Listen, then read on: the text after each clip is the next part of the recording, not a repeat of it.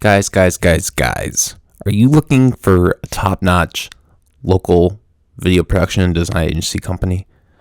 Well, look no further, because Guerrilla Graphics Design Agency can provide you with top-tier effects and production value. We have everything you can ask for, including professional equipment and a stellar end product from top to bottom. That's right. I said we have everything to ask for that you can ask for, because I'm actually going to be part of this team, this great professional, top-notch product that is Guerrilla Graphics Design Agency. We're having the CEO on today, Jaden Swales, and I'm going to be working with him and the team, and we're going to be doing a lot of stuff. I'm going to be editing, manning the behind-the-scenes type of stuff, and it's going to be excellent. It's going to be great seeing what we come up with. So if you want more, head over to GuerrillaGraphics.com for all of your design needs today. That's GuerrillaGraphics.com. Again, guys, don't miss out. If you are looking for your next project or video to get done and you don't know where to start, contact us. Stutterbox Productions is a backbone for many of the events that you see in the Midwest, from EDM festivals to late-night hip-hop shows. This company has been working closely with this podcast since the beginning, and we always have plenty of things planned for the future. So if you're looking to plan your next gig or event, head over to their Facebook page to learn more today.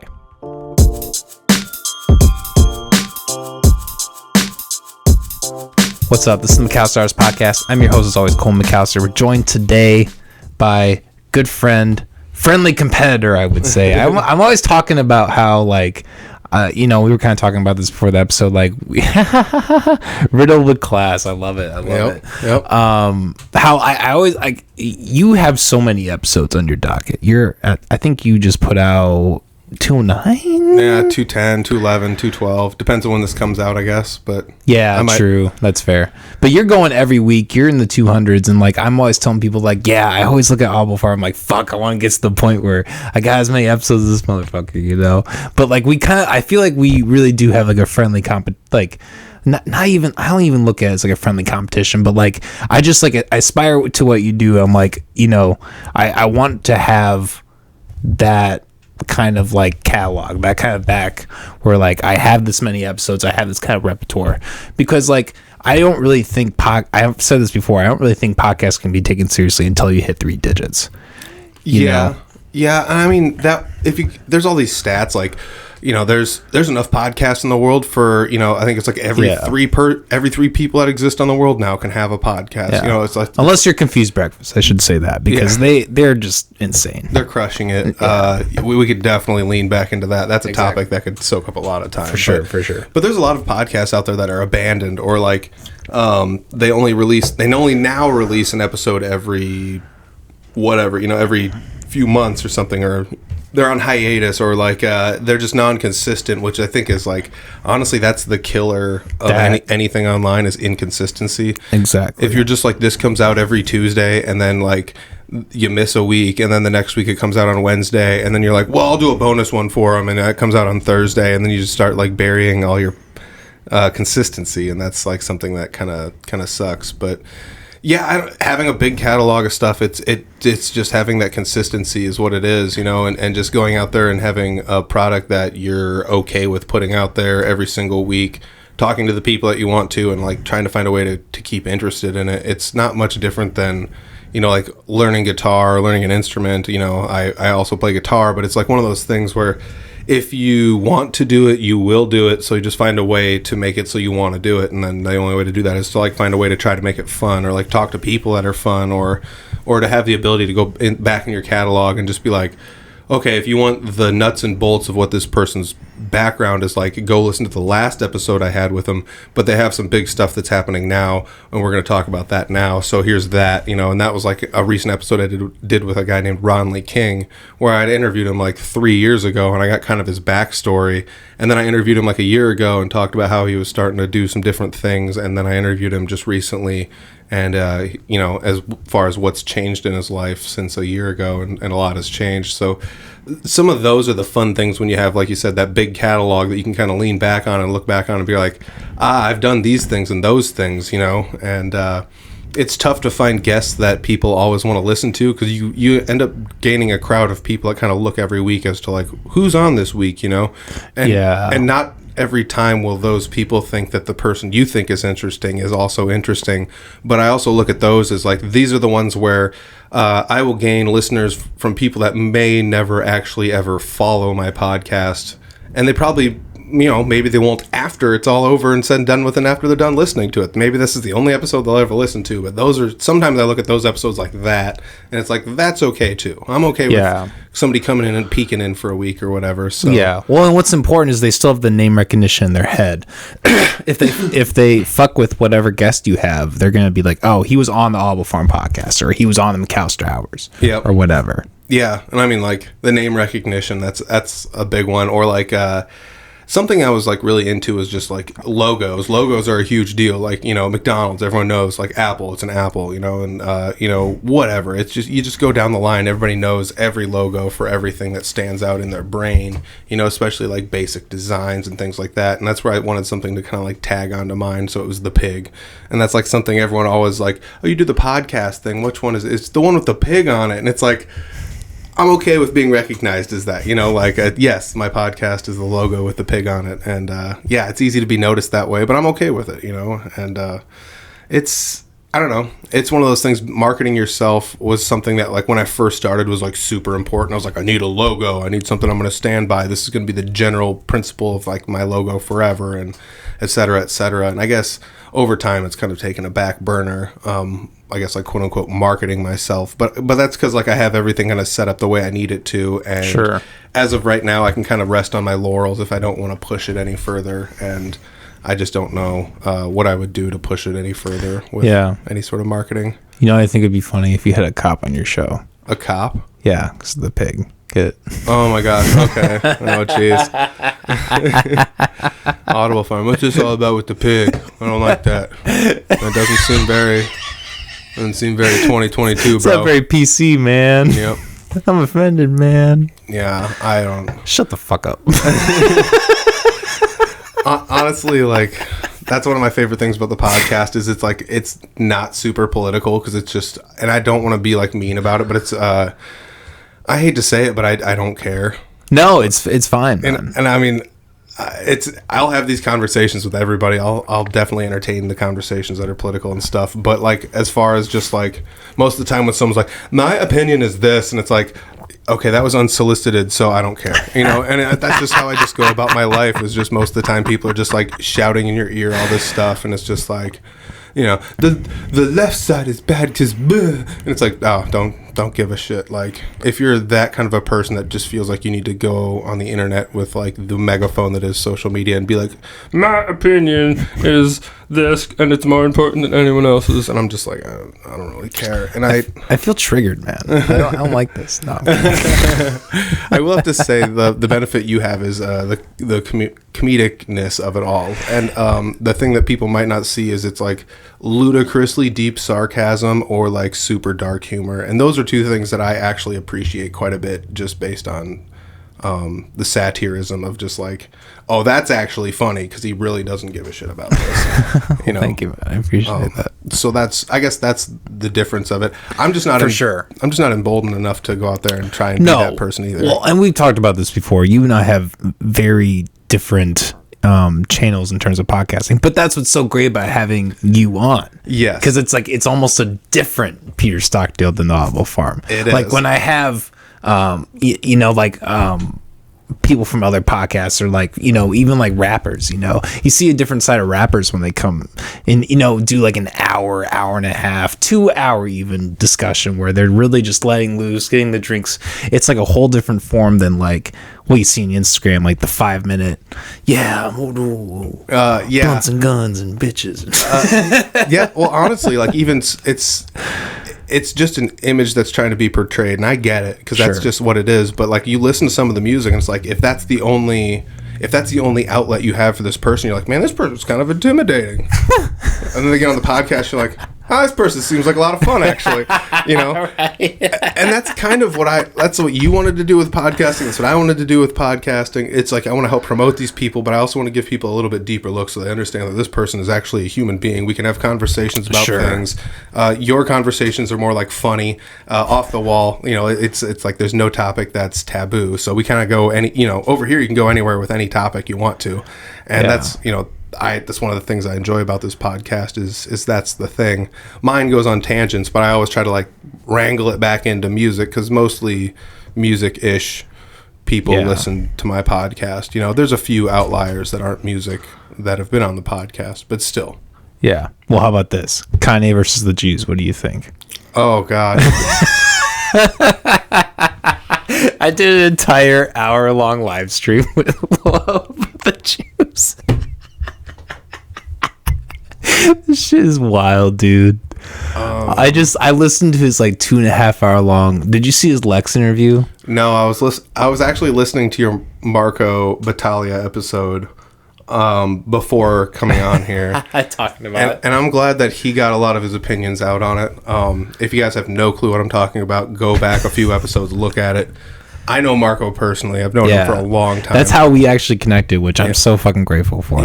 I got both the LP, both the governor and the lieutenant governor running mates. It's fucking awesome, man. That's cool. But yeah, I'm glad. Like I said, Marco is one of my favorite people I've met in the music scene down here. He's just one of the nicest people I know in general. If I could just explain Marco as a person to somebody, it's like he wants to go out and have fun, and he wants everyone else to have fun, and he doesn't want anyone to hurt anyone. And that's basically like how I would describe him as a person. He agree. He just wants everyone to go out and be having a good time, and that's that. And he had a pretty good take on the whole Kanye thing, and I guess I don't know. I don't give a shit. I'm sorry to just be like vulgar about it. But if somebody had to say like you have to give a shit, what's your opinion? And I'd just say like he's taking like the itsy bitsiest, tiniest grain of something that might be somewhat factual and then blowing it into the most insane thing that anyone's ever said in their entire life. And the dude is just, if you subscribe to no publicity is bad publicity, he's crushing it. He's crushing it. I'm telling you, dude, like Donda 2 or Donda 3, whatever the fuck he's on. The new Donda project, that's what this is all for. He wants to just pack it all into another 24 track. He's creating his timeline. He's going back to fucking God, my do you listen to Kanye? I guess that's a question. No, you don't give a shit. No. You don't like him? Nah, it's not my cup of tea. I'm sorry. Do you see any artistic like qualities about him? I mean, there's artistic. Distance. Yes. So I bet it's one of those things in like 20 years from now, 30 years from now, or after it's all said and done, people are going to be like, this guy might have been a genius because he was kind of just out there and he just did all this ludicrous shit to make people look at him, and he had nothing to do with any of the stuff that he was talking about. It's just like, what is this guy? It's like, oh, he makes rap music that some people like.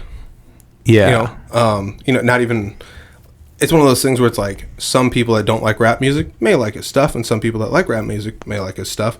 And then he kind of gets famous because he is interwoven into like another famous family that's not famous for any reason that anyone should ever be famous. That's another topic. Gross. It's out. It's gone. Wait, you're talking about the Kim's wife? Yeah, gone. I didn't even want to bring it up. It's just gone. So let's just delete that from the whole equation. So he leans into that, and now it's just like he's staying relevant, saying like crazy stuff. And I think maybe from an artistic perspective, that's kind of cool. But at the same time, I don't necessarily stand by a single thing that he does or says as a human being in general. Yeah. No, I do agree with that he's not like, I don't think him or Kim Kardashian are good people. Side note, not really that great of a mixtape or a sex tape.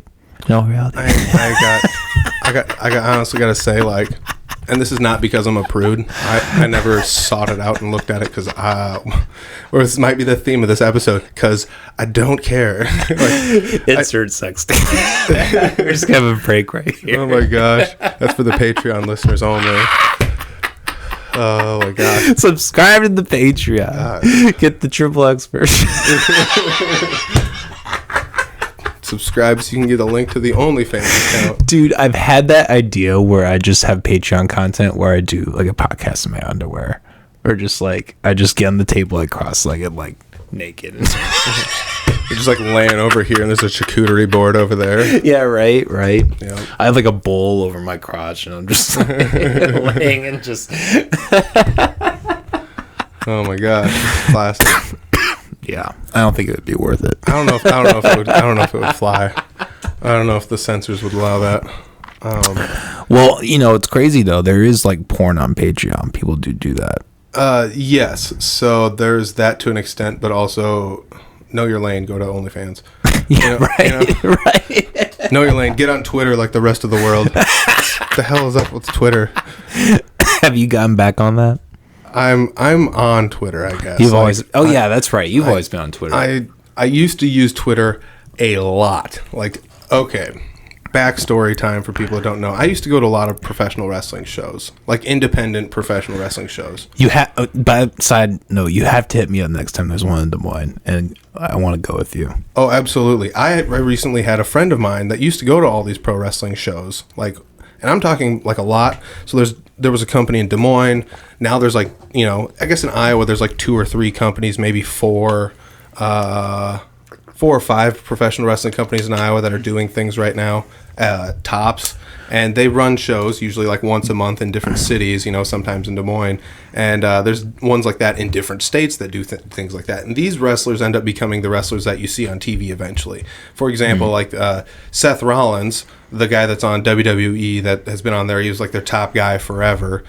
He's from Iowa, and he wrestled in like promotions around here. Like he's wrestled in Des Moines and stuff like that, like way back in the day when he first started. So like sometimes you get to see people eventually make it to TV, so it's kind of cool. But yeah, we used to go to all these shows, and I've had somebody that like eventually went to train and became a pro wrestler, and I had someone on my podcast that is now a professional wrestler that used to go to all these shows with me and things like that. So I mean, heck, I used to go to shows with like Marco used to go to these shows, and I don't know, just listening to that Marco episode just kind of made me nostalgic, because like I said, when I first started coming down to Des Moines, hanging out with people, like Marco was one of the first people in the scene down here I met, and he's just such a nice guy. It's hell yeah. I don't know, it's just kind of fun to be able to listen to your podcast and kind of get nostalgic about that, or just like listen to my other friends coming on here, like Scott Kirkhart. I was debating whether or not to wear my Broken Strings hat, and I was like, nah, he did his whole own episode. Yeah, I don't need to give him all the glory. No, why do I need to support a nonprofit company that's giving musical instruments to children in need? Why would I have anything to... No, I'm just kidding. It's an amazing... as Tim Dills says, pay me! Pay me money!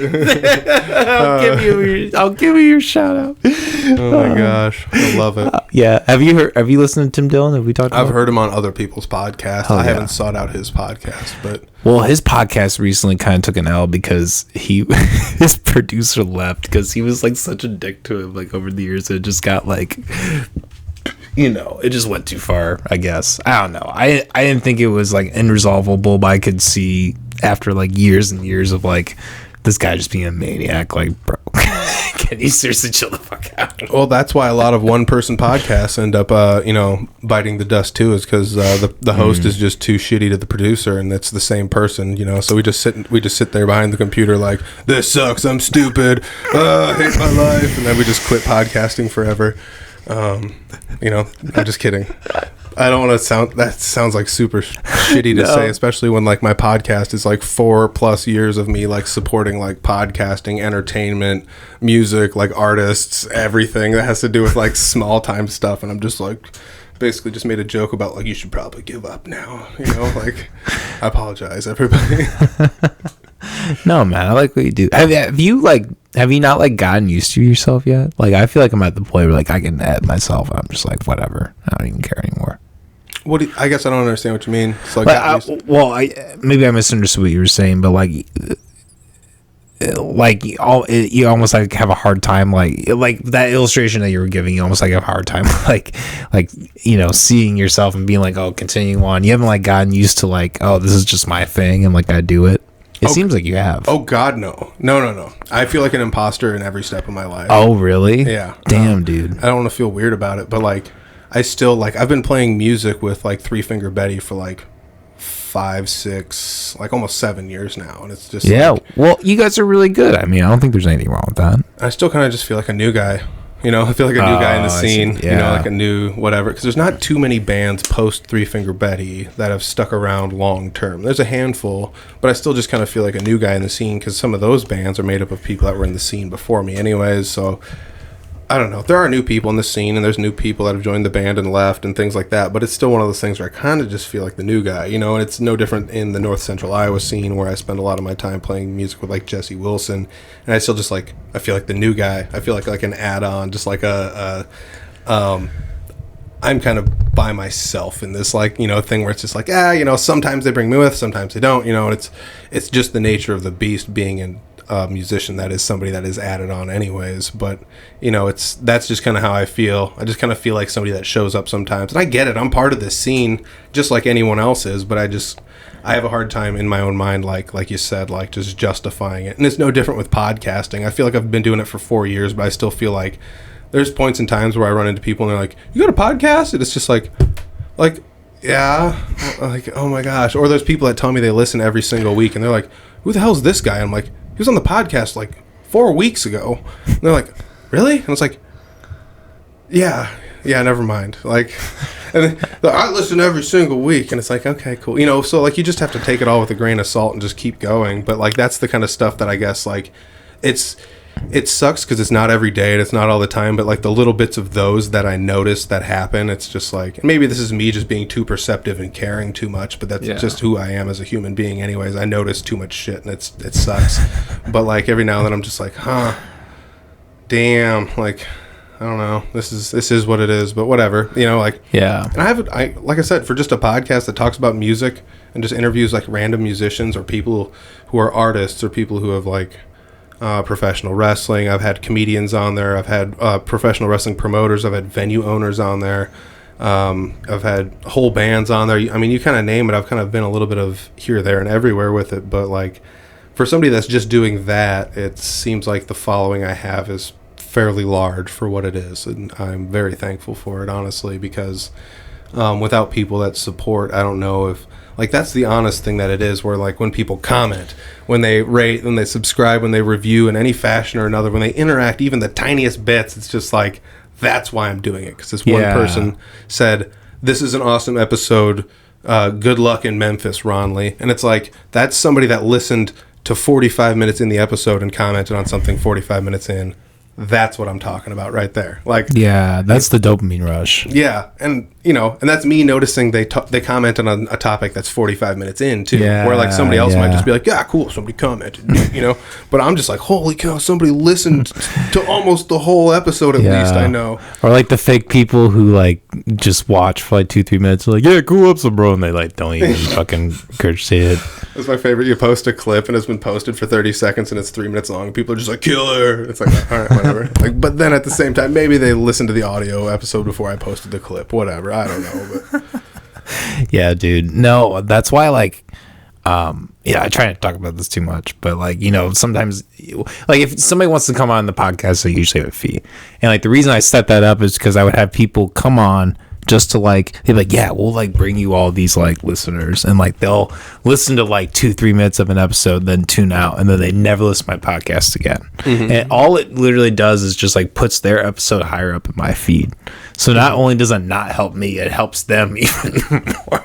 Yeah. So I was like, you know, you got to be careful with like people, because there's a lot of people with like the clout to just be like, they seem to like snap a finger and then like their their feed, their followers just flying. Yep.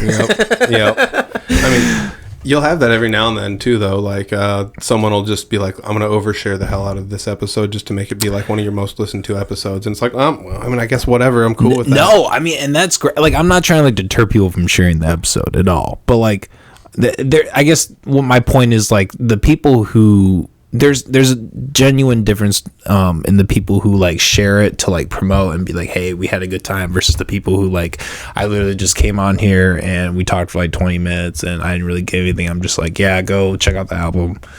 And here's all my links. This is why I'm cool, and now I'm just going to be standoffish. You know, I totally understand that too, because I mean, that was that was a tough thing when I first started the podcast. It was like, how famous is too famous for somebody to be on this podcast? You know, exactly. Like how much am I grasping at their straws, or how much are they grasping at my straws? You know, to try to lean on this. And I would rather have somebody be like, I kind of want to jump on your podcast just for fun, or just to see what goes on and stuff like that, instead of somebody being like, way over the top about it and just being like, I need to be on your podcast. This is an A, B, and C, and D, and all this other stuff. And I try my best to justify bringing people on where it's like, if this person has like 7, 8, 9,000 followers, it's like, that would do me more good than it would do them, I think. So I don't know if it's really like in my best interest to do it, because I'd be doing it for a selfish reason instead of doing it because I'm interested in what they have to say. You know, and that's why so few pseudo-famous ish bands have been on my podcast, because I want to give people a place to showcase what they have out there, you know. And I think about people like, we're bringing it right back to this, Mike Schulte. We're just going to go this route though. Let's go for it. Pork tornadoes. Oh, okay, yeah. Not confused breakfast. Okay. Pork tornadoes. Okay. So first time I had them on, Pork Tornadoes, and it's just like, there's an Iowa band that's a cover band that has like 30,000 Facebook followers. What the hell is that about, you know? Are these guys legit? Why the hell does this guy need to be on my podcast? And it's like, it's because I enjoy him as a person and I want to like know more about it.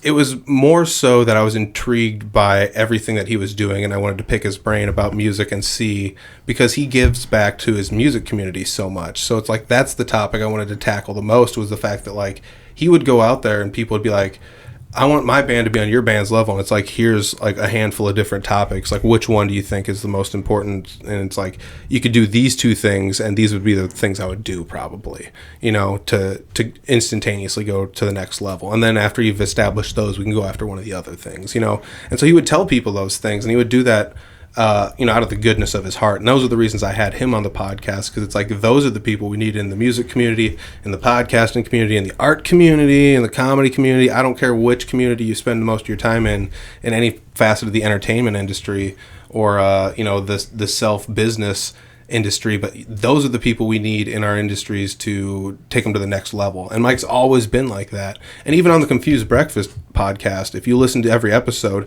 every now and then they'll talk about that. They'll be like, this week's sponsor, we have this person as a sponsor, and we get their ads from them because A, B, C, and D. And if you have a podcast and you want ads, you can go on here and look at this, and they can tell you like what kind of rates they have and who you can have as, you know. It's like, oh man, that's actually helpful to the people around them, especially like all the Iowa podcasters, because, you know, you and I look at each other a lot as like Iowa podcasters, and we're always just like, sweet bro, like all the time, like high-fiving each other on social media and stuff. But there's so many other podcasters out in Iowa doing stuff, you know, and they're trying to help everyone the best they can, and that's just always who they've been. Yeah. No, I mean, they, and that's why I think is part of why they're so successful, is they emanate now I'm talking about the Confused Breakfast, because I'm not super familiar with Pork Tornadoes. I've never seen them live or really listened to their music. Oh, they're good.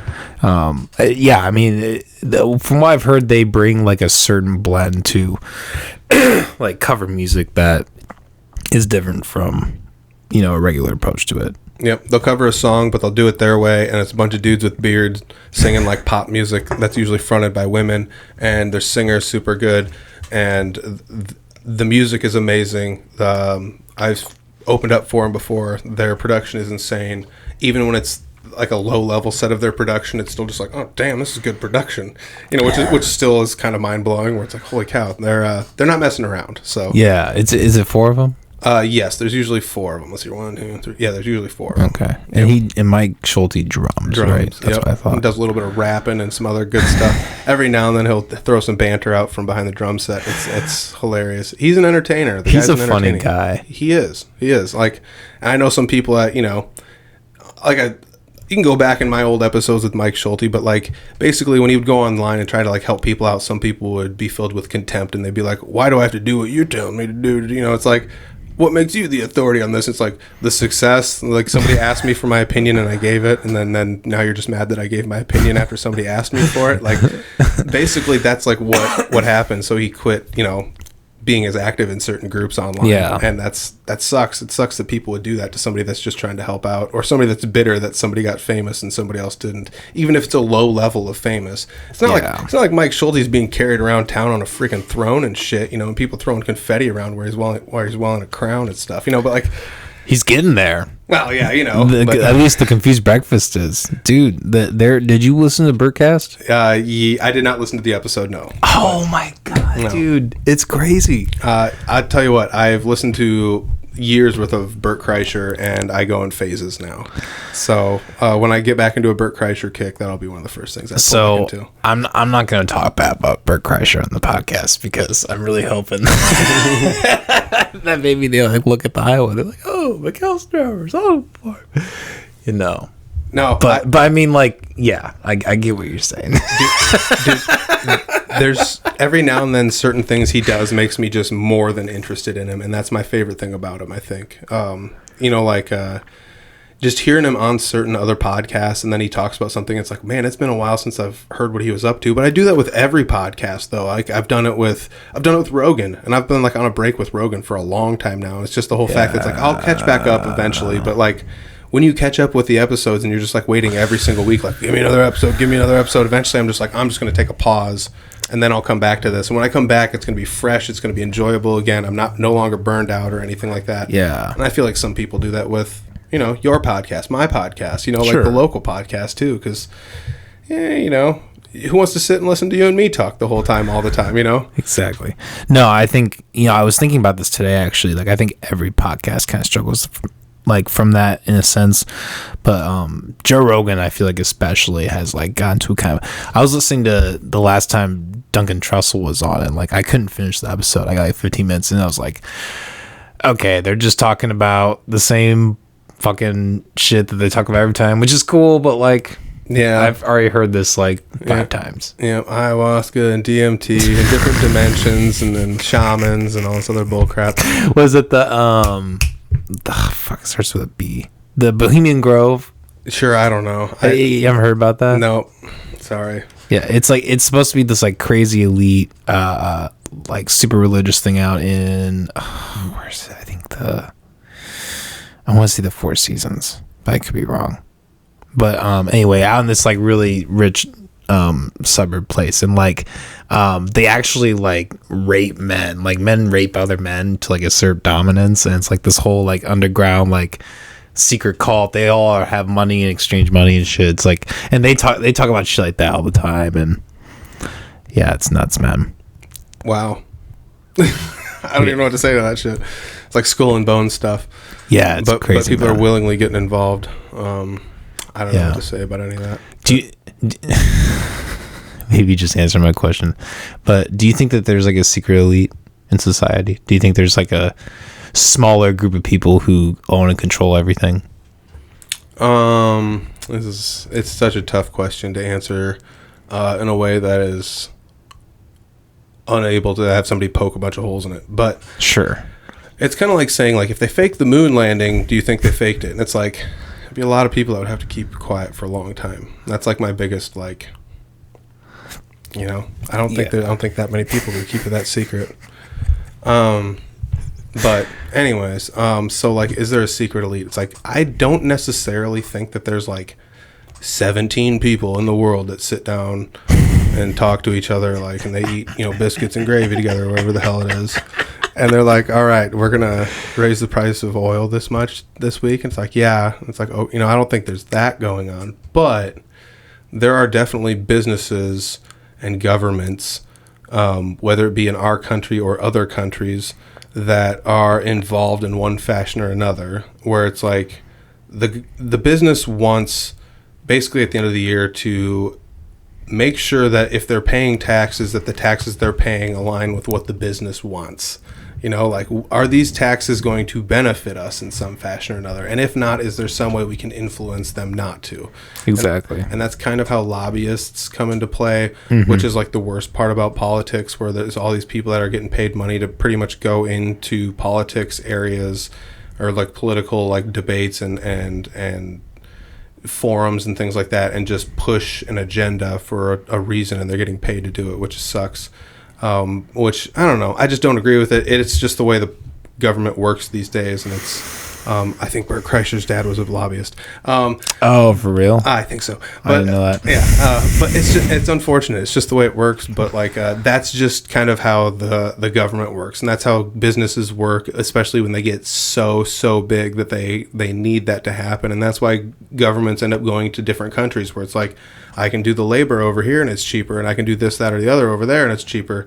But I think the generality of the power of making money in some sort of an economic standpoint for all these businesses is pushing an ideal that is generally kind of influencing the government to be and act and think a certain way. And then there's certain people that are rich enough outside of just a business to also have some sort of an influence based on things, just how they live their lives and do things. But those are also people that are rich enough where it's like, if you have like a billion dollars, like it's like, well, hide it in a million companies and then just shell it off to yourself when you need it to. And everything you do can eventually be like written off. It's like travel from A to B. It's like, I've got a business in point B, you know? It's like, so it's like a cool write off the travel. It's like write off all the meals because it's all involved. Everything's involved with business in some capacity, sort of, you know? And I don't know. That's the accounting side of me, like arguing like, there could be creative ways to try and write off a lot of what you do. So Sure. Is there an elite, like, I don't think there's like an Illuminati. I don't think there's like, I don't think there's like, I don't think the Freemasons rule the world. I don't think the Federal Reserve Bank is toying with the government like they're on strings. And I know everyone's just like, the Federal Reserve Government is a private entity and it's not a government thing. It's like, well, you know what? Believe in the Rothschilds. Well, they never existed. No, they're real people. No.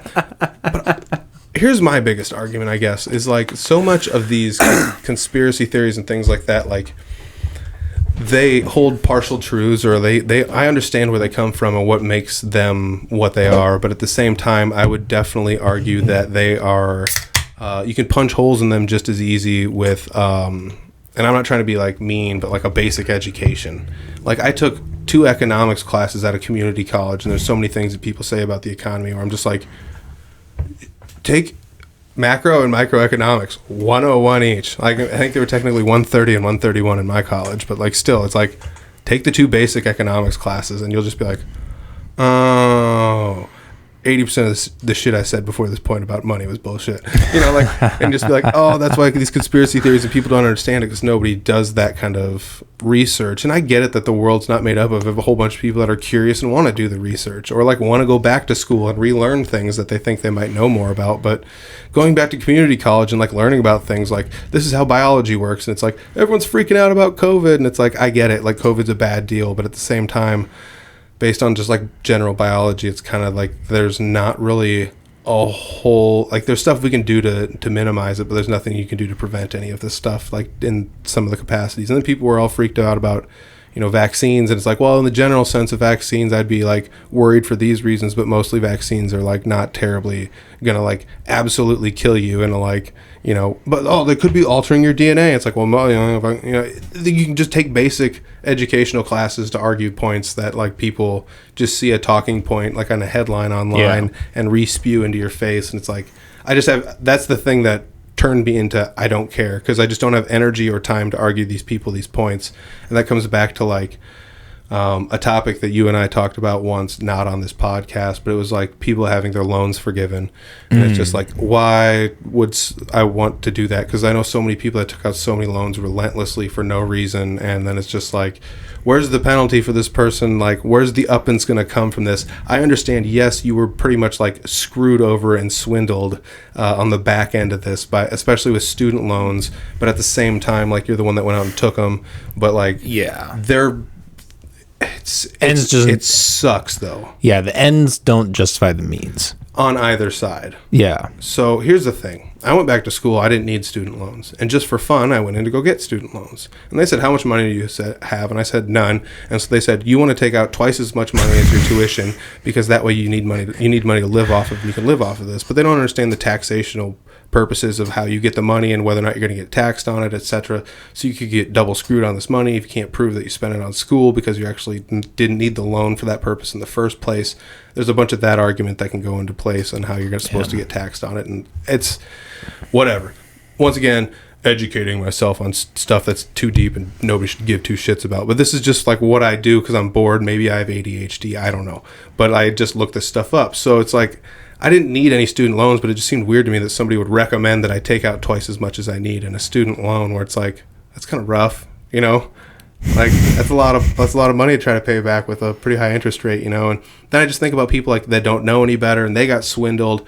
And it's like, if you think about it in the general sense of like, if somebody doesn't know any better and they're getting swindled just based on a system that's set up, like, wouldn't you want to help somebody that's getting swindled and just being like, hey, the whole economy is based on swindling somebody, getting yours before they get their thing at the end. Now, that's retail. That's everything. Walmart has shit on their shelves. They make money on it because they want to come out ahead. You know, but they're not charging a zillion billion dollars for a light bulb, you know, and you know, or whatever it happens to be. And that's the same thing with student loans. They don't need to be charging you a zillion dollars on the back end to pay this stuff off. But people also need to understand that, like, you should probably pay your student loans, and you should probably also understand that paying the minimum balance doesn't do you a damn bit of good, especially with like credit cards and things like that. You're just totally screwing yourself over. And that's the thing where some people are like, oh, I didn't know any of that stuff. And it's like, if you had paid attention for a second in school, you would understand this. But some people, where it's coming right back to, some people don't have a mathematical brain. Some people don't analyze things in this capacity. So we need to find a way to make it so these people aren't just getting screwed over by somebody, so that like a big ass corporation, like name any lending company, is taking money from these people for any reason. You know, and that's. I will say, I will give some credit though, because it's all part of the same system, right? Like, you know, you can criticize those people for not knowing that, but it's because, you know, the school has, you know, laid out a system where, you know, learning is, you know, extremely hard. You know, you're putting students in environments where they're sitting at a desk all day and you have information regurgitated to them. Like, it's like, I don't know, it's all part of the same mechanism. You know what I mean? So I mean, I do agree that they should still have the penalty. I don't think bailing people out of student loans is a good idea. Like, I don't agree with that at all. But I mean, like, I do give some credit in a sense, because like you know, it is, if you have an entire system that's engaged on college, like your entire, from like when you're a child up to high school, and it's not like, you know, maybe 50, 70 years ago where, you know, going to work or working on, you know, a farm or whatever was more socially acceptable. You know, in this new day and age, it's like, you know, you need to go to college, you need to be educated to, you know, fulfill these like quote unquote high societal rankings. You know what I mean? Yeah, I do understand. There still is that pressure out there. Because, I mean, that's why I went back to school at like 26, 27 years old. Yeah, you know? I mean, same here currently. You know? And I mean, I get it. I get it. But like, there's also things where it's like, well, if you have goals in your life and you want to achieve them in a certain fashion, sometimes having some leverage like that is something that you need. But I also, like, I socially damaged myself in order to become financially stable enough to go back to school and afford it. You know, it's like how, and I don't want to just like call it out here, but how fun is it to live with your parents in your 20s? It's freaking awesome.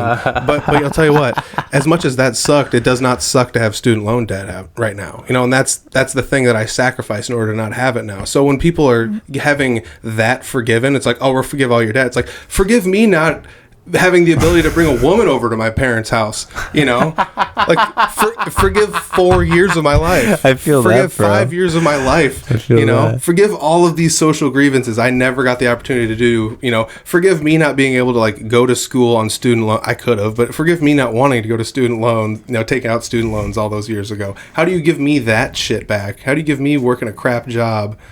You know, I have all these arguments, but at the same time, it comes down to, once again, don't you want to protect these people that are being screwed over? Because, like, if you think about it in a medical sense, where it's like insulin, it's like, insulin shouldn't be a zillion billion dollars, and there's always an argument where it's like, this shit's too expensive because people need it to live. Yeah. Well, guess what? People need money to live. And yeah, you can live your life with debt. It's okay. But you won't be able to live your life very well for a long period of time with debt. You know, eventually it's all going to catch up to you. And it's like, guess what? We're not giving you a house. Guess what? You have to rent something. Guess what? You have to live paycheck to paycheck. And that sucks. So we need to find a way to help those people out. And I think the thing is like, there's a constant argument, like, I think that comes back with, like, all your political talks on here, and I think just you in general kind of being an anarchist, it's brought. Oh, I'm not an anarchist. You're not, but you always say that you kind of think that that's kind of a fun argument to have. Yeah, so I do agree with a lot of the thinking and the mentality of it, but I ultimately don't think it can work. I think it needs some form of government. Yes, we always will. But the argument I'm coming back with here is we need some form of government to, I guess, like, pretty much just topple. Like, there's a few people at the top, which are these people that I was talking about when we were talking about these social elites that are controlling, the shadow government or whatever. These people at the top that are influencing everything so much, they need to be held freaking accountable for what's going on. Well, like, why does healthcare cost so much? Why? Do we need to socialize healthcare? Whatever. That's an argument for another time with somebody else. My argument is, why the fuck does it cost so much? Why is it that if I don't have insurance and I go in somewhere and I need my teeth fixed, if I need a leg fixed, why is it that if it's not fixed, I will not live a normal life after that? Like, why is it that that's so expensive that it's damning? And only if you can prove to the people that you're poor as hell that they're like, fine, here's the real bill for it. No, it's the government, man. That's why is that a thing? Like, those are the arguments we need to have, not we need to fix this. It's like, what problem caused this to be broken in the first place? And that is the problem we're having right now with our government, because they're always just like, we have this shitty container we're trying to hold water with that has all these fucking holes in it, and it's like, we need to find out why these holes are being punched in this, not what kind of tape we need to fucking cover the holes. Yeah, exactly. If we just have people running around punching holes and shit, and that's the problem with. But the argument is this: like, imagine it.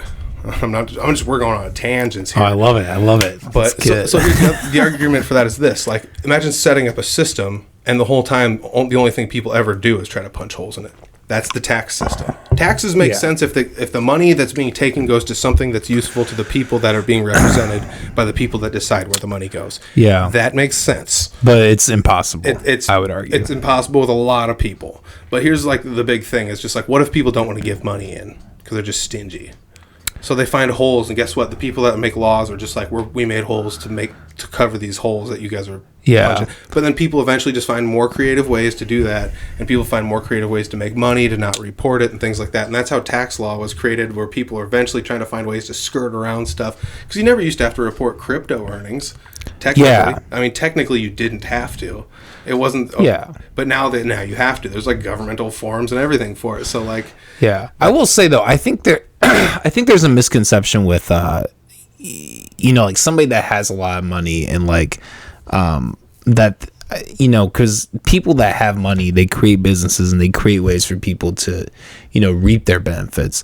I don't think somebody that necessarily, is quote unquote stingy, like, if they don't want to give into that system, like, because that system is such a mixed bag, and it's so, lefty loosey, it doesn't matter. Depending on the year, it could be completely different. Like, you're just, like, as a libertarian, I believe taxation is theft. Like, you're literally getting money taken out of your paycheck into this thing that, like, you don't really have control over. Like, they have the idea that, like, if we have these candidates that have these ideas, if you vote for them and they win, that, like, your idea will, prosper. But, like, and that's all derived off your tactics and such, et cetera. But anyways, going back, like, I think the person who, maybe is stingy on that, like, they could use their wealth to open a business that, like, gives people jobs and gives people resources. Or, maybe they have someone that they view that is, they think is a need. Like, maybe they're willing to, give the money. Like, I think you can find a lot of examples of, like, charitable capitalism. Like, did you watch the Dahmer show? So there's an instance in that show where this guy with, like, a ton of money, around the time that Dahmer got caught and killed and all that, like, he didn't like a lot of there was some, like, humorous thing, I think, that, like, he didn't like, so he gave all this money, he gave, like, $10,000-$20,000 each, like, to all these families. Like, he just wanted to give them money because he was like, I would feel really bad about what happened to your kids getting killed by Jeffrey Dahmer. And, like, that, like, I thought that was a really great example of, like, charitable capitalism. Like, you do find those stories of that happening. So I think to have, like, just this overreaching government that's like, okay, we need to tax people that make X amount of dollars. Like, I think it's a slippery slope. I don't think it necessarily leads to, a productive thing. Yeah. I also think if you had no taxation at all, how would anything get done? Who's going to build all the roads? Who's going to pay the police officers? Is it going to be free? Is it all going to be free will donation? In an ideal situation, yes. When it comes to the roads, this is why I'm not an anarchist. Why I'm an anarchist. Like, yes, I do think there are things like roads. And, I think there should be an apparatus of, someone trying, like, a public apparatus where, like, we prevent, people like Jeffrey Dahmer or whatever to, like, go out and kill people. Like, I think we do need some kind of, people with, like, malicious intent. But, the reality is, like, a lot of the policing, it has to do with, drugs and guns, which, I mean, in my opinion, aren't things that people should be arrested for. I think people should be arrested for, harmful, malicious crimes. So I think if you really look at things in that kind of aspect, like, what do we really need to be putting people behind bars for, like, arresting people for, like, I think you find a lot of those public needs can be decreased, or, like, look at, like, a fire department, right? Like, if you have a fire, that could be handled by a business. You can call Joe Fire 24/7, and they can go take care of that. But what happens if you were in a small town and Joe Fire 24/7 doesn't like, Steve that's having a fire because of some, bigoted, hateful reason based on political whatever? Yeah. That, I mean, and that is, like, something that can happen. But I think when, going back to, like, that bigoted thing, like, that's only really enforced, like, when government's involved. Like, if a business is hateful, they're just not going to serve to that group of people. When you have government that's hateful, that's when they start attacking people and start, you have the police, like, targeting people of color, et cetera, et cetera. Yeah, I get it. And I understand what your concept is, but, like, what if you have a small town somewhere where, like, this is the only, nobody's going to have a business that's going to put out a fire in this town, but there would be a fire department in this town. If had they collected taxes, they would definitely funnel money into having a fire department in their town. Well, I mean, you're going to have the need for a fire department either way. Yeah, so I guess my argument just always comes back to, like, there's some things that you're going to need taxation to represent, to bring up in some capacity or another, because, like, there's not going to be any way that, like, if toll roads are great, the only thing that sucks is when you pull off of them, you're not near anything ever.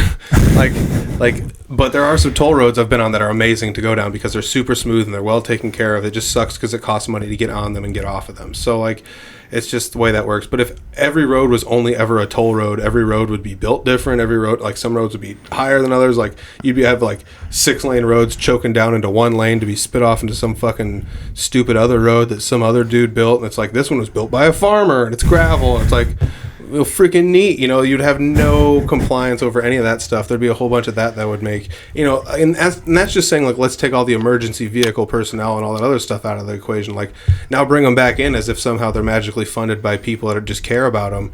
And now, like, how are they going to get from A to B on these roads that might change or whatever? Or, like, what's to stop some sort of, like, territorial, like, Dukes of Hazzard style, like, the sheriffs are out to get us kind of thing going on every time you go in from one county to the next, like.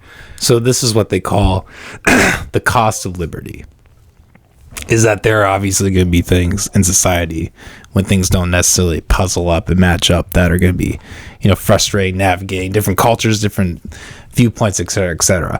But at the end of the day, that is potentially, in my mind, it is a overall better thing to have that than to do that. And I think we should continue this conversation because this old ass dog is a spoiled ass bitch. We'll be right back, everybody. All right. There's a gas station I go to that is, like, near college, and every now and then I'll walk in and someone's like, will you buy me some vape cartridges? I'll give you $20. And it's like, what do you need? And they're just like, I need 6 of these and 4 of these and 2. And I'm like, no. I just walk inside, like, I'm just like curious, like, what all do you want? Like, that's the other fun thing. I don't vape, so, like, you walk in there and it's just like, I would just be like, give me 45 regulars, just whatever. Yeah. And I just walk out and be like, this is what you got, kid. Sorry. And just, like, walk away. Like, I don't know. I'm not ever going to do it, but it's still one of those funny things. Like, that's a thing that was never a thing when we were growing up. Nobody was like, give me a Nick cartridge, man. I just need a vape. Just need one hit. Like, passing them to each other in college. Like, yeah, man. I'd vape for a little bit, but like not really ever my thing. I starting to the homies like that I know who you are that like are like, yeah, I smoked cigarettes and I quit, but like now I fucking suck this robot dick, you know. I'm like, all right, bro. It's a little over the top. Like I don't know. It's just one of those things. Like, how much stuff do you need to plug in to live your daily life? I look at that because it's like with me, it's like a cell phone. I'm like, that's it. I'm not doing the watches. I'm not doing the nothings. I'm sorry. Like, laptop is what I use at home, but it sits on the charger like too much. Way too much than it ever should be because it's not healthy for the battery. Yeah. But yeah, I don't subscribe to that. Like, charging my whatever, this, my that, my other, and everything, like all day long, every day to do my everything. It's again, I feel personally attacked. No, I like that was the really annoying thing about the vapes. Was having to like I remember there'd be days where I would just like sit there like watching TV just the whole day and be like 2 hours would go by and be like, oh, this is already dead. I need to fucking plug this in. Now you're like going crazy, like a half hour without your nicotine. Like, yeah. It's just a little too much for me. I don't know, dude. And that's just kind of how I don't know. It's just I'm getting older, man. I'm getting older. It's just like that thing, like the newfangled stuff them kids got with the batteries in it. And man, back in my day, we were get cancer the right way, or whatever the hell it is. I don't know. But. Yeah, dude. Well, I know you and I have some distance between us, but like I even feel like that with like I'm in college and like there are a lot of kids who are like 19, 20.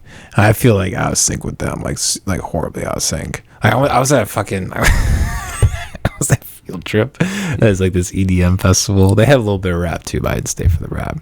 My tenant got flooded out, and I was like, "Oh yeah, I remember seeing that online." Yeah, dude. But like it would like just seeing it was like a lot of younger kids, all scantily clad, like and just like going wild, all on ketamine, just crazy shit. And like they were doing like they're going like to the EDM, they're like wah wah woo woo, and I was just sitting there drinking a beer and smoking a cigar, like this is not my crowd. Yeah, these people are fucking. Yeah, there's a lot of stuff like that where like at one point in my life that's totally would have been something that I identified with well, and then there's other times where it's just like this is no longer something I would ever identify with in any capacity.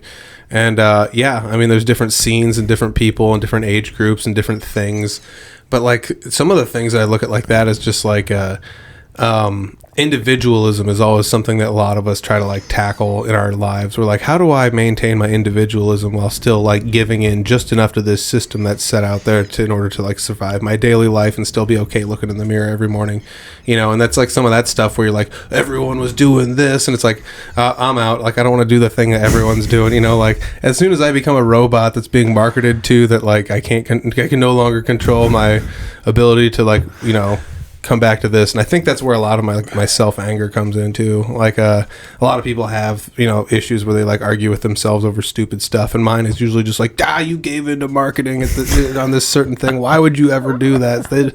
It was marketed toward you by an algorithm and or something, and you gave in and I feel that. I don't know, not take this on a weird tangent of just like my own self-reflective nonsense, but no, I get that. Like it's like are you ever on TikTok?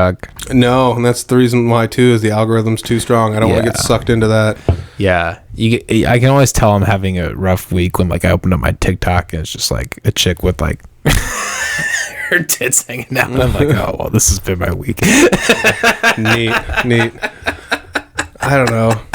That's another thing that like for some reason my brain just like it's just like when I see that it's just like, especially scrolling through anywhere online, it's just like too scantily of clad. It's just like this is the marketing ploy they're going for. It's just like don't care. Sorry, like whatever you're trying to market me, I just don't care. I'm not gonna read whatever's over here. I'm not gonna look at your boobs either. I'm just scrolling right past the whole 9 yards. Yeah. And I always used to make the joke, it's probably because I was breastfed growing up and I got enough boobs in my face that boobs don't make me go like whoa, like freak out. But like I've always been an ass guy too. And that's whatever. And even asses though, it's just like cool. I've seen butts before, like butts are cool, but like rock and roll, scrolling to the next thing. It's like there's a guitar. That's what I'm actually interested. Thank you. Like, don't market this crap to me like, This is like, let me ask you this, though. What happens when you have that with a guitar? What if you have a chick in a bikini just like playing a guitar? What do you do then? I get frustrated because it's just like, why do you need to be scantily clad with like instruments and stuff? You know, it's like the same thing where it's just like, why do you need to be half naked to like sell tires in a hot rod magazine? Like, I'm confused by this. It works, man. It does it? Because to me, I'm just confused.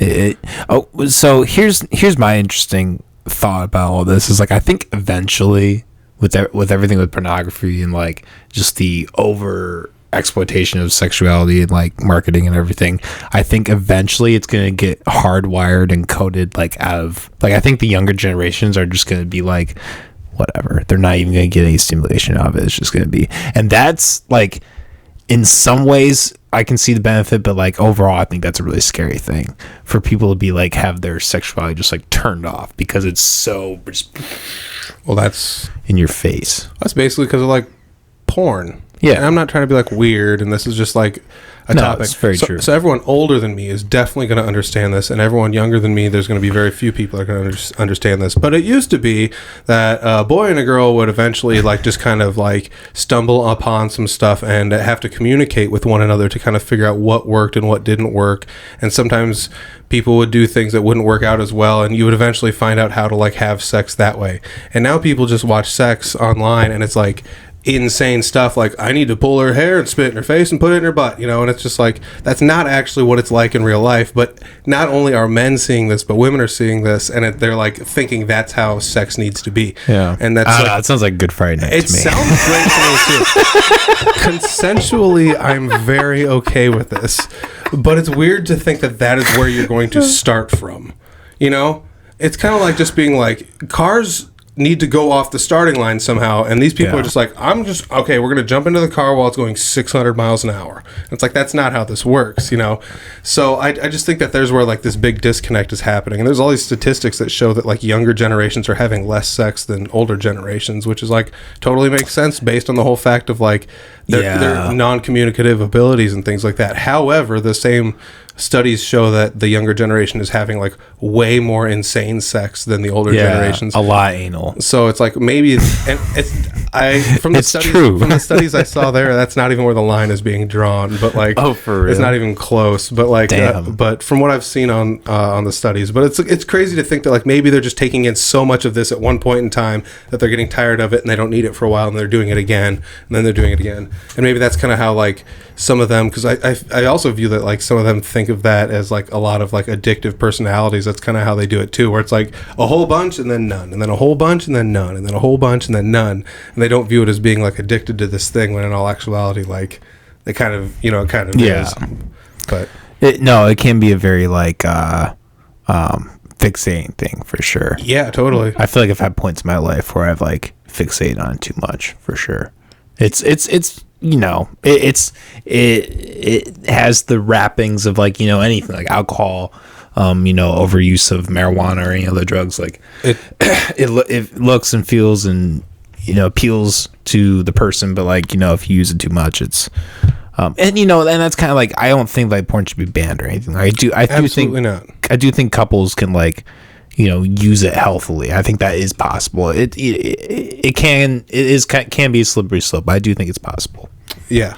Well, I mean, that's just with anything, you know. Once again, sure, like exactly. But I will agree. Couples can like drink. I think like, you know, if you want to like have a night of the year where you do a bump of cocaine, that's like it. Like whatever. I don't think that's the end of the world, you know. Yeah, honestly, I like Marco's standpoint of just do whatever you want, just don't hurt anybody. If it helps, if you think it helps you and it actually does help you, then like let it go ahead and do it. But also like there's a standpoint on that where it's like, don't sit there and parade this around like this is the way, this is the only way, this is the correct way, everyone needs to live my way in order to do it right, you know. And that's the tough thing that I always have to tell myself, where like when it comes, I mean, we're just going to backtrack to another topic, sure, but it's like you know, like the forgiving student loan, it's like the way I believe, no. But at the same time, let's look at this in a macro sense and say like we need to find a way to mitigate this from happening is my argument, you know, or like find a way to at least take away some of this interest these people have been absolutely screwed over, you know.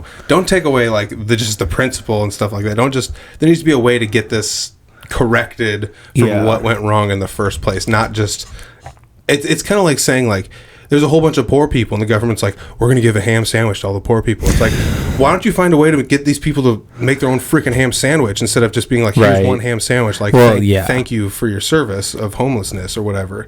You know, like, you need to find a way to fix that. Also, I mean, that ties into education, but like, you know, I don't know how you, like, you and I might disagree about this, but like, I think that's like one of the great things about the internet is I think a lot of people can get education like without the school system. Like people can find education on their own. Like, yes, I know the argument there's like problems with legitimacy and like, you know, there are things we need to navigate for sure. But I do believe that if you have an open, you know, platform, open forum discussion, that those things can be sought and like truth can be, you know, sought after and discovered in a way. And it's not going to be easy. It's going to be, you know, it for sure will be difficult. It's not like in the day and age where we have the headlines and it's just like, oh, this is the truth. Okay. Yeah. You know, for sure. You're going to have to be educated in a sense where you're going to have to do digging and, like decipher things and, you know, all that.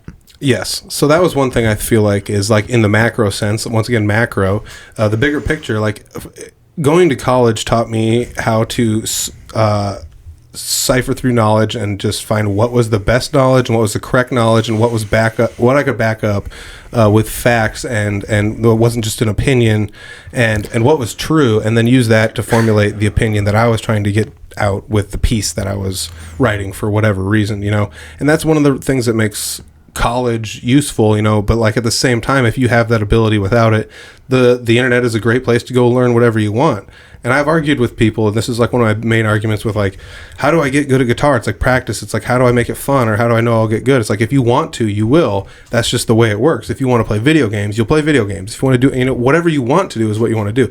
So if you go on the internet with the intention of whatever you want to do, you'll do, you know, maybe you're going to look at pornography. But at the same time, but like, that's like what it is, like 85% of the time. Yeah, okay. That's all the internet is anyways. That's all it is anyways. But the argument still here is if you go in there with proper intentions of like, I'm curious about this, I'm going to learn about this, and you go learn about something, like you're not doing yourself any harm, you're doing yourself a good service by like learning things. And that's how I learned to like fix guitars and amps and like rewire things, you know. And that's how I learned to do things that you know, people now will like pay me as a service to go do things. And it's just like, this is just off some basic knowledge I did off of like, you know, a week's worth of like deep diving after work and like getting curious and looking around, like figuring out how to do stuff and then testing it out on my own devices before I charge anyone else for it. So I don't know. The internet is a great thing, but there's so much out there where people will just be like, they look at it as like this thing where it's like, I'm going to go on there, I'm going to get the truth out of this device and this echo chamber that they don't realize is actually an echo chamber. And they just spit out hatred and nonsense. And all they get back is things that just reaffirm all of their bigotry and opinions that are based only on other opinions, and nothing has ever been based on a truth. Or it was like 40 years ago and people have just leaned on opinions for 40 years. And now all of a sudden you have this thing that's a stance that's not based on anything. That's, you know, it's like you said, fear mongering almost to an extent.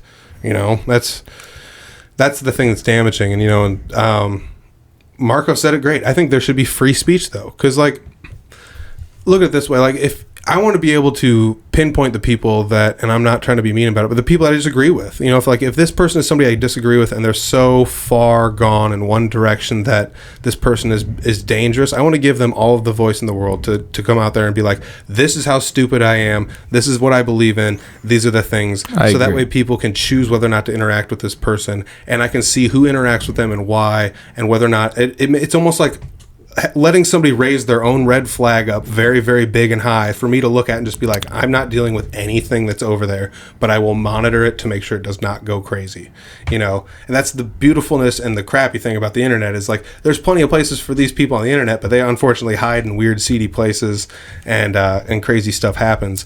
And I'm not talking about like, you know, I'm not talking about like people that are 100% harmless. Like there's so many people that are just like, you know, I'm tired of these like weirdos on the internet getting together and doing stuff. And it's like, well, Comic-Con, don't give a crap. Cosplayers don't care. Furries don't care, you know. But it's like, it's when hate groups get together and stuff like that. Like, yeah, let them go on the internet and say something crazy on Twitter so I can figure out who these people are and I don't want to interact with them, you know, like, so I can avoid them and understand like, oh, these people identify with those politicians and I don't want anything to do with those politicians. And if I ever was political, I would find a way to vote against these people, you know, like those are the things that I want to have happen. Yeah. Just, I don't know, that just, a lot of that is just over honesty on some people's No, I agree. You know, it's really ironic because, you know, you look at like the red, I think it's called the red list or the red letter list or something. Excuse me. Holy shit, the IPA. Confluence, baby. No, but you know, there was, God damn it. There was a time, oh yeah, that's right. There was a time where people who supported the socialist movement, like the Communist Party, they were, you know, red listed, like they were like, you know, blacklisted from society, like people in Hollywood, et cetera, et cetera, et cetera. And like, it's kind of interesting because that same train of thought, or the people now who are like instituting like those same kind of hierarchy, but now in, you know, those hierarchical movements, but now it's like being done on the internet. You know, like, what do you think? I can kind of guess what your answer is on this, but what do you think about like the Twitter takeover of Elon and all that? Like, how much? I don't even know how much of it has changed. All right, so we're gonna pin that for a second, but like, okay, sorry. It's weird how everything's backwards though. Like all the people that were oppressed back then are now the people that are just like, we're canceling everybody because fuck you. It's our turn this time. It's like an eye for an eye makes the whole world blind. The hell are you people doing? Like if somebody poked you in the eye and you thought the only way to like feel better about yourself was to go down the line and poke the person on the opposite side in the fucking eye, like what is your problem? Yeah. You know? Or like they did it to me and now that I'm in control, I'm gonna fucking do it to them. And it's like, what is your problem? And we're the problem because we keep voting these goddamn lunatics in there. Like, let's find somebody that actually has some fucking morals and get them in there. Rick Stewart. Boom. I know it's anybody. Seriously, anybody. I had one email conversation with Rick Stewart, and that's it. And he's a nice guy. I'll say that He's a very nice. He's a very nice person. But yeah, we just need to find some people to get in there that actually, you know, are not crazy, that aren't so easily influenced, that don't follow the suit of what is out there. And I know it's going to suck because it's like, what's the difference one person's going to make? It's like not much, but once we start putting more than one person in there, then it's going to start making a difference, where people will see that like, this isn't a political thing. Go back and listen to Marco's episode. Go back and listen to the Rick Stewart episode. Go listen to the old Rick Stewart episode. Go listen to the other Marco episode. Seriously. That's where you're going to find the real gold. But I'm so sick and tired of going out there, and it's like I look at this one only and only this person, everything they say I believe in, or I'm on this side and I look at this person, and it's all based on the color of somebody's tie, and I don't believe in 100% what anybody says, and I hate to say it, I don't believe in 100% what a Rick Stewart says, but at least Rick Stewart is out there saying, if I'm not correct, tell me why and I will fix my stance. That's the only reason why libertarians... it's the only reason I actually enjoy them. And you actually brought up that topic on Marco's podcast, and he said that's almost detrimental to their own, like... Yeah. But... For sure. Yeah, once again, go back to that episode. That was a good episode. I really like that one. Go back and listen to that one. Well, and this will be out after... This episode we're doing right now will be out after, obviously. But tomorrow, actually, I'm dropping an episode, Rick. Oh, nice. Yeah, I was assuming so. So I'm gonna have listened to that one before this episode drops too. But I'm assuming that one's gonna also be very good. So yes, very good, very good. I felt really bad though because I lost video like 2/3 of the way through. I hate it when that happens. That's happened before to me too. I had one where I had the first 20 seconds I had video, and I was just like, "What do I do with this? Like, what do I do with this?" And I just like put it. I was just like, just chucked it. I was like, "No video this week. Sorry." Like, what do you do? Right? Just put like, "Oh, video." And like, it's not worth it. So. Thumbnail, I guess. Yeah, just for the thumbnail. Oh my god.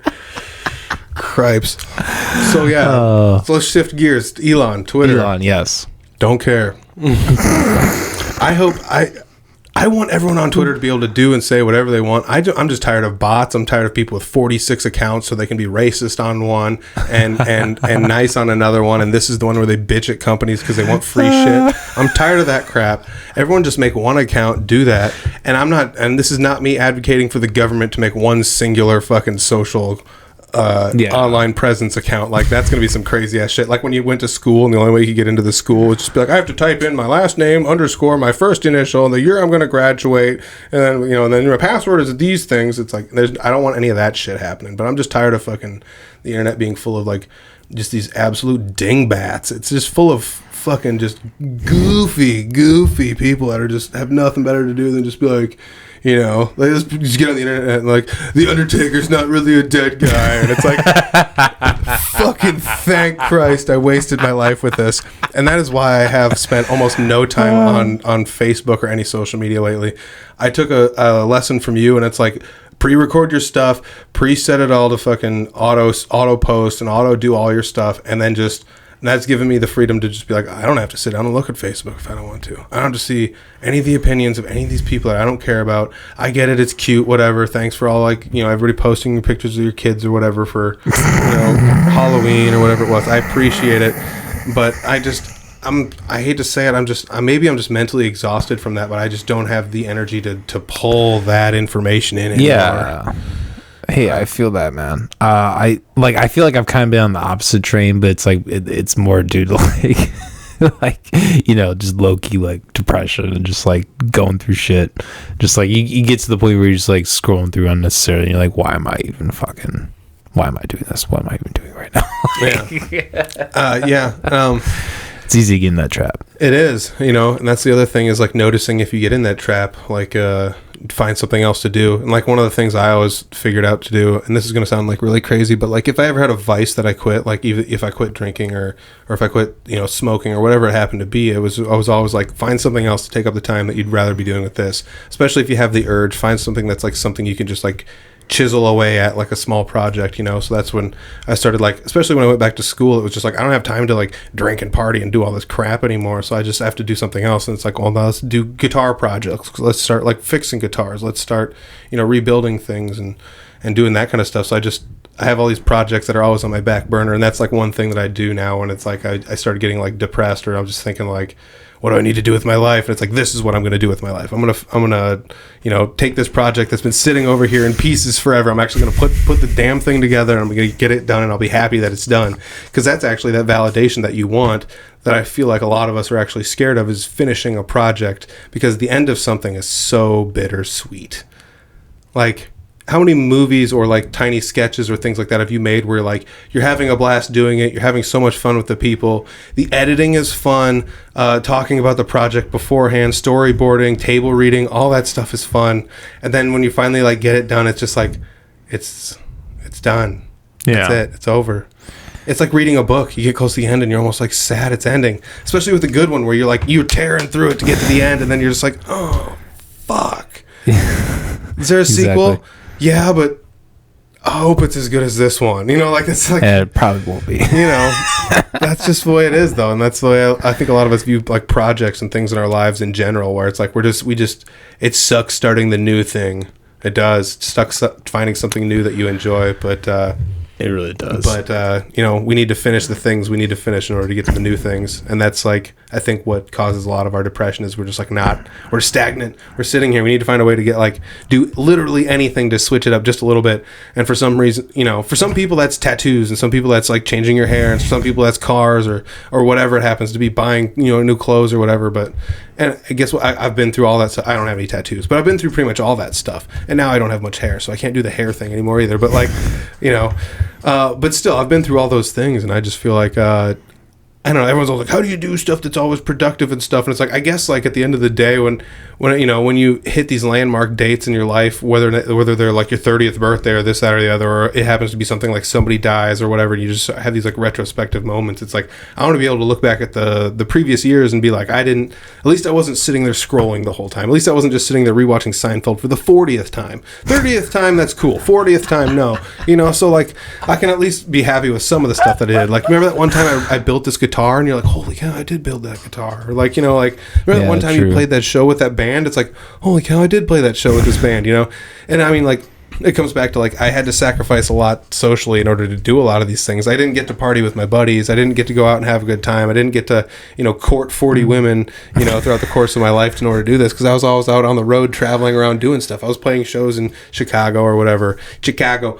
I'm playing a show in Missouri here coming up, you know, and it's like, it's like things like that where it's like, why did you do this? It's like, because why not? You know, like, I have the ability to do this, so I want to do this, and so I'm going to go do it. And it's those things that when I look back on them in time, I'm never going to be like, that was time wasted, even if in all actuality it might have actually just been time wasted, because it, like, didn't matter in the grand scheme of life, you know, which is that nihilist, you know, thought process that sometimes creeps into my mind. But, like, and guess what, it didn't, and guess what, that's okay.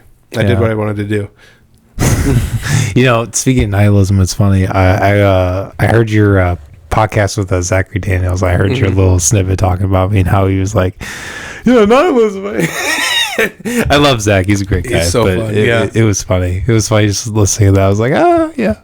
That's good stuff. Me. Yeah. You knew we were going to bring you up eventually. That's something else. Like, you've been brought up on my podcast a lot. And like you said, it's not like we compete with one another, but we do have like a friendly competition. Exactly. I look at it more as like, we don't really have anything to compete for, because if there was like an end game prize, it's like your prize would be a different prize than my prize. I think 1,000 episodes.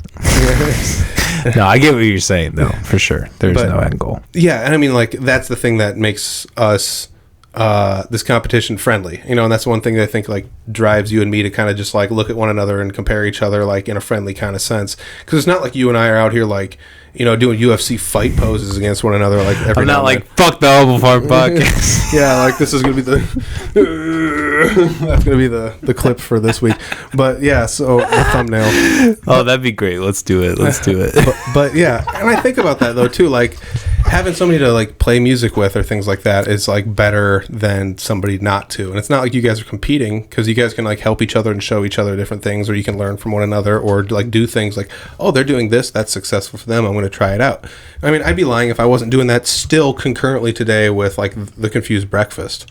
Like there's things that they've done that I'm like, I'm going to borrow this, I'm going to tweak it just a tiny bit for what I'm doing. I'm 100%. I'm going to put it in what I'm doing because it's working for them, and I can see the results, and that's just the way it is, and that's what you and I are doing. I mean, we have the same general basic-ish premise, which is like music, something, talking, but at the same time, yours is so open-ended where it's like you will tackle literally any topic, and that's one of my favorite things about coming here is I just don't necessarily feel comfortable on my podcast tackling these topics, because sometimes I feel like I'm leading people astray, where it's like, tell me all about your music, tell me all about your music, tell me all about your music. How are you politically affiliated?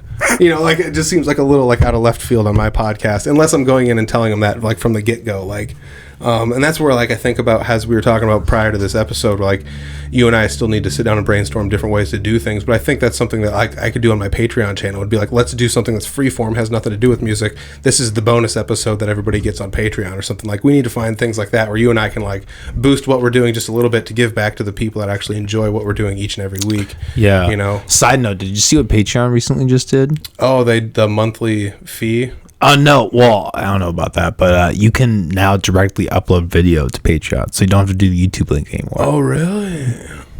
Yeah, game changer. I haven't looked into it. That's been like a reason for me to be like, ooh, get on the Patreon a little bit. I want to try that now, because I'm not trying to be mean, but like suck at YouTube. Like, dude, I hate how it's unlisted, because there's always the back of my, the voice in the back of my head's like, somebody could just post that link. That happened to one of mine. Like one person went on for 1 month. They paid me $1. They unsubscribed the next day. They got the link, and then they just shared it, and it had like 45 views. And I'm like, whatever, I don't care. Damn. So, but hey, whatever. It happens. Yeah. Somebody figured out how to outsmart the system. Rock and roll. Whatever. Screw it. I made $1. Like, woo, I'm rich. It's like that System of a Down album. Steal this album. Yeah. Steal this book. That's like a Steal This Book, Abby Hoffman. I stole that book by printing it off at a school. I found it on the Library of Congress, had a copy of it that I just like pulled up and printed off. So I like legitimately just like stole it off the internet from the Library of Congress website. That's awesome. Yeah. On school paper that's paid by taxpayers. We'll bleep this out. No, I'm kidding. We won't. If you've never heard of it or read it, it's fun and worth it. Something to read, but it's not something to like live your life by any means. Yeah. But there's like goofy stuff in there that they tell you like, this is how you steal an LP by putting it in like a frozen pizza box, and it's like, how many grocery stores with frozen pizza boxes have LPs like that they're selling to? Like, it doesn't make sense anymore. There's so much shit that like you can't do it. Did you know if you write your senator, they'll give you a free Buffalo? And it's like, okay, is that still a thing? I don't know. But, why don't you have a tattoo? I don't know. You don't mess with perfection. No, I don't know. Honestly, that's a great answer. Honestly, when I'm up in heaven, I won't look so foolish. No, I'm just, I guess talking shit. I guess I just got the one. It's one of your homies, Kurt. Oh yes, there you go. Fuck yeah. So I don't know. I guess I just never really thought anything was worth putting on there permanently. Yeah. Honestly, I don't even think about it a lot of times. I'll like be in the shower, be like, oh, like I'll look in the mirror, like, oh shit, I had that.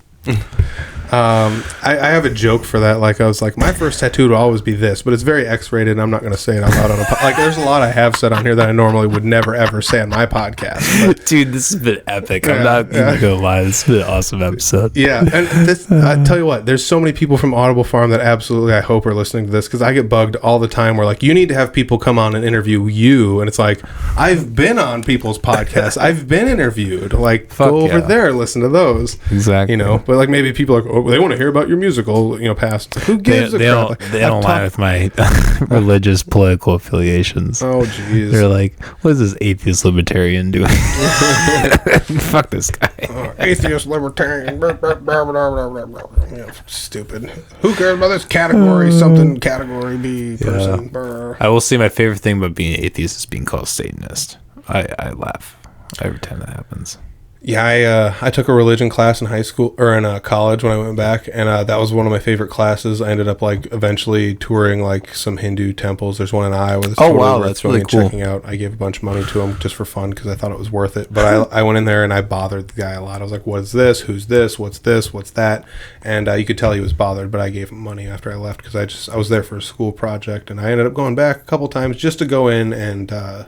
Just take it all in just because it's a cultural thing. But there's an Islamic one that just popped up somewhere in between like north central Iowa and Des Moines somewhere. I can't remember. I think it's on Highway 141 if I'm not mistaken. So I'll have to check that one out too eventually if they take people like walk-ins. But yeah, I don't know. I got really into different religions, and I understand like why they're created and why people believe in them, and they intrigue me and I enjoy them, but I'm not going to live my life 100% solely by the stories that they're telling and believe that all the stories that they're telling are 100% factual and have like, it's just, I enjoy the way of life that every single one of them is kind of trying to teach generally the same thing. Like, just don't be a piece of shit, live your life, enjoy your life, find a way to enjoy your life, because by the end of your life, you don't want to sit there with a whole bunch of regrets, and that's kind of the gist of what all these things are like.